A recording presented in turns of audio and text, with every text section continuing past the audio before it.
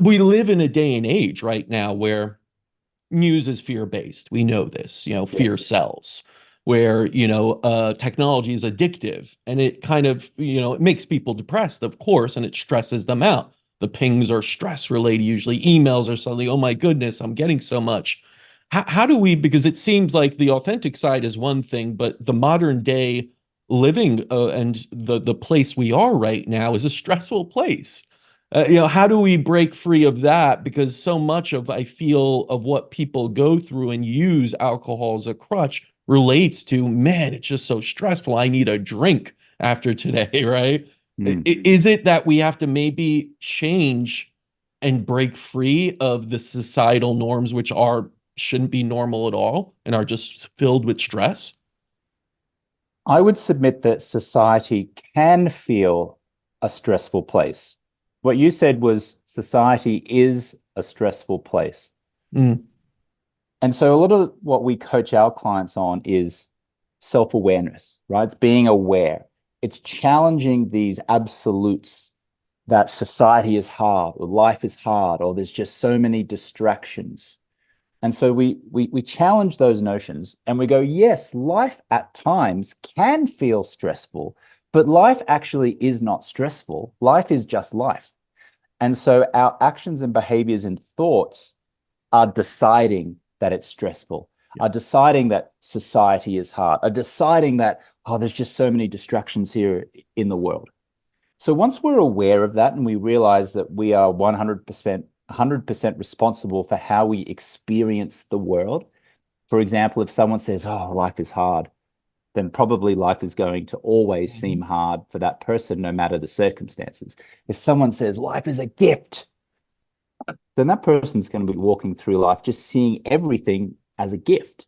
Yes. So I hope that somewhat answers your question, because I think, a lot of us, myself included, I'm sure you at times as well, we're walking around living our life as if things are hard or things are certain ways, or this person's mean, or this person's selfish, or this person's rude, etc. Whereas really that person is just that person. And Correct. it's our perception that they're the rude or the ignorant or the et cetera, et cetera, et cetera. And I think once we have that self-awareness, then we have the power to control our devices, to manipulate the world around us in a way that serves us. It's not the phone and the distractions that's the problem. It's just our inability to be self-aware. And once we are self-aware, then we can just do whatever the heck we want. We can just change life and manipulate life and move life however we choose. Yeah, I mean, so much of it is a shift in perspective and your level of consciousness. If you're in those lower states of consciousness, of guilt, fear, shame, apathy, whatever it is, that's going to be very difficult for you to go through life without needing crutches, without needing things that dull you down to who you could truly be. But it's that shift to the upper evolution of even neutrality and just seeing things in a different light. Because you're very right. Listen, we look around right now, we could complain like anyone can. But if you even go back 100 years, 100 years in our existence. I said we've had alcohol for 100,000 years, historians say maybe. 100 years ago, it's like, no running water, no, no AC, no. We lived a much harder life then, right? Like we live pretty damn good right now. 100 years ago, a hot shower was not the norm. Right. Now we go inside, we go into our shower, we turn on the faucet, and we get a hot shower. Up until 100 years ago, for 100,000 years, people were having mostly cold showers. Now we just take that for granted. And if we go into a place like a hotel and the hot water's not working, we're like, oh, the hot water's not working. This is an outrage. Let me go onto the Google review and just give them 1 star. This is terrible. Yes. And also, you and your listeners might be surprised to know that despite wars and conflicts going on in the world right now, an example might be Russia and Ukraine, Mhm. might be Palestinian-Israeli conflict.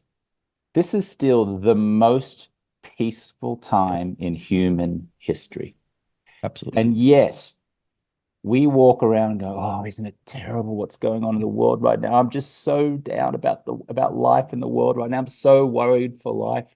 And that's not to diminish what's going on in Russia and Ukraine and the Israeli-Palestinian conflict. But the reality is that, look, I have read Lessons of History by Will and Ariel Durant, and the Durants were a husband and wife couple that died in the late 70s, early 80s, and they are renowned for being probably the greatest historians that ever lived.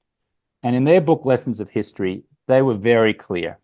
Life is war, and life has always been war, and there have always been battles, and the world has always been a dangerous place. We live in the most peaceful time, arguably, in human history.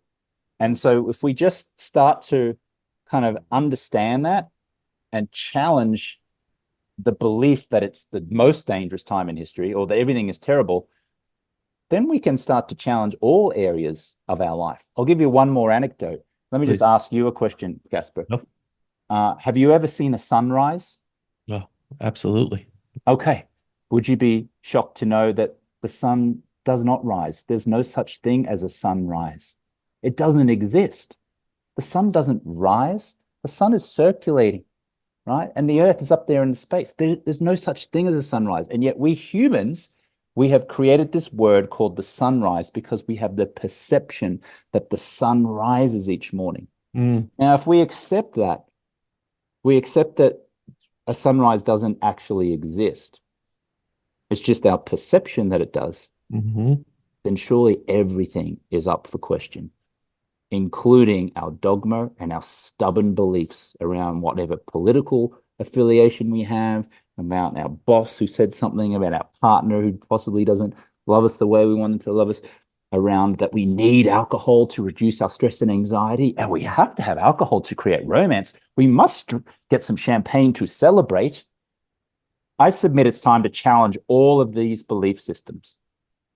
Oh, I agree. And I think, what we're talking about here, I really appreciate because it's challenging status quo. And it's something I truly believe we need to do for healthcare as a whole, medicine as a whole, move beyond this idea of reliance and management of disease as we suffer and really come into this idea that we can all live optimally healthy lives if we kind of, move away from a lot of those pieces like, pharmaceutical drugs and medications that people are told to rely on for their health, and meanwhile they just deteriorate their health. And I think alcohol's in that same framework. It's a little bit of you're told, not a problem, have it with friends, family. I mean, the Europeans, you start early, right? The French skip their teenagers drinks at the table and everything, and it's not a big deal. And and here's the thing though, like some smokers out there, some people, that drink alcohol may truly enjoy it, may know their moderation, and may live long. But aren't those the outliers and we can't really use them as an example? What would be your rebuttal to someone that said, hey, my French grandfather who's 95 drinks fine French wine, with his meal every day and is living, still happily at that old age? There are many factors that go into it, including the fact that depending on someone's duration of life and their quality of life, a lot of times the biggest single factor is the quality of the relationships in their life. So it may not actually be the fact that they were drinking red wine every single night for 50 years and they lived to 98, but the fact that they were connected to their family or friends or their wife or their husband, and that they had a feeling of purpose and joy and comfort in their life. And so maybe that was a significant factor in them living a longer life. Look, let me try and dispel this myth right now that I can give you the origins of, which is that a glass of red wine a night is good for your heart health, right? Now, in 1991, the American TV news show 60 Minutes did a very famous, I would call it infamous, news piece where they interviewed a French scientist who coincidentally also had a vineyard and came from a family of wine producers. And this French scientist submitted that a glass of wine per day is good for the heart. Now, there was no evidence for this at all. It was all anecdotal, right? But nevertheless, 60 Minutes ran this piece, and at the end of the news story, the journalist who was doing the piece was a very famous US journalist from 60 Minutes called Morley Schaefer. He had a glass of red wine and he toasted, excuse me, the 33 million Americans who were watching the program that night with a glass of red wine. He said, so the secret to good life might lie in this glass of wine. Cheers. And then it cut to the famous 60 Minutes tick, tick, tick, tick, tick, and went to a commercial break. The next day, there were reports that US airlines ran out of red wine because so many people were ordering red wine. In the month following that 60 Minutes piece airing, red wine sales spiked by 48%. And over the next 2 years, sales went up in the 30% percentile. And Americans never looked back. That was where that myth was born. And Americans loved it. They latched onto it. They started drinking red wine. Go, oh, red wine's good for your health. Oh, yeah, red wine's good for your heart. Yeah, a glass of wine. I saw this. Yeah, it's good for your heart. Red wine producers loved it. They just kept pushing this myth. There was only one big problem, though. It was fundamentally wrong. It was just plain wrong. Now, I'm not suggesting that the French scientist deliberately misled 33 million Americans. He may have actually believed that. But that was 1991. We're now in 2024 with the benefit of medical science studies, 3 decades, since that moment. We now know there is zero amount of alcohol that is good for you. The World Health Organization, American Cancer Society, all of these associations now say the safest amount of alcohol to drink is 0, right? So let's just get this myth, let's squash it right now. It is preposterous. And I know some of your listeners, that's devastating news because you think that you love this glass of wine or you need this wine to create romance or you need it as part of your nighttime ritual. You don't need it. You just get to wind down at the end of the day and reduce your stress and anxiety with other measures, natural measures. Yeah, I break my audience's heart quite a bit with the things I I bet you do. I think they'll be used to this. When I tell them that if you're going through treatment, no alcohol, no coffee, no, they bug out over that. And again, I think that's because habitually we're told about these things. And a lot of the times it does start with marketing. It does start with money that goes into it, right? We know this in the medical community that, scientific studies, suddenly you find out years later were not actually accurate because there's tons of money in that. There's tons of money in all these things, and everyone's vying for everyone to become habitually using something over and over that they normalize. Meanwhile, they get sicker and sicker.